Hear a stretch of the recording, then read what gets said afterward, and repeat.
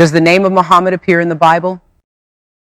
Some interpret Song of Solomon 5, verses 10 to 16, as a depiction of Muhammad using hyperbolic language. What is the comparative religious perspective on the argument regarding the manifestation of the name Muhammad in verse 16, expressed in the plural form as a sign of respect?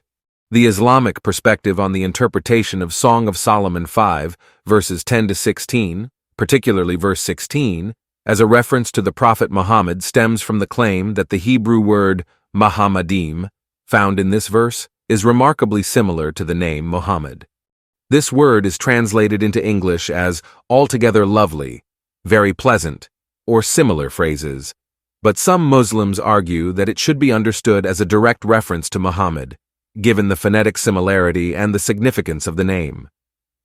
In Islamic tradition, Muhammad is believed to be the final prophet sent by God to guide humanity, and his coming is interpreted by some Muslims as having been foretold in previous scriptures, including the Bible.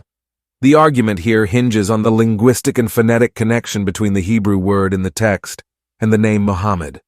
Proponents of this view argue that the use of Muhammadim in the plural form is a stylistic or honorific form in Hebrew, used to convey respect or exaltation rather than a literal plural. This is seen as analogous to how Arabic uses certain plural forms to denote honor or respect rather than quantity. The verses Song of Solomon 5, verses 10 to 16 read, verse 10, "My beloved is white and ruddy, chief among 10,000. Verse 11, "His head is like the finest gold.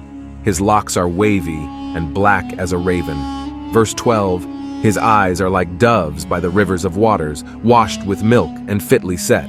Verse 13, "His cheeks are like a bed of spices, banks of scented herbs. His lips are lilies, dripping liquid myrrh." Verse 14, "His hands are rods of gold, set with beryl. His body is carved ivory inlaid with sapphires." Verse 15, "His legs are pillars of marble set on bases of fine gold. His countenance is like Lebanon, excellent as the cedars." Verse 16, "His mouth is most sweet, yes, he is altogether Muhammadim, lovely. This is my beloved, and this is my friend, O daughters of Jerusalem."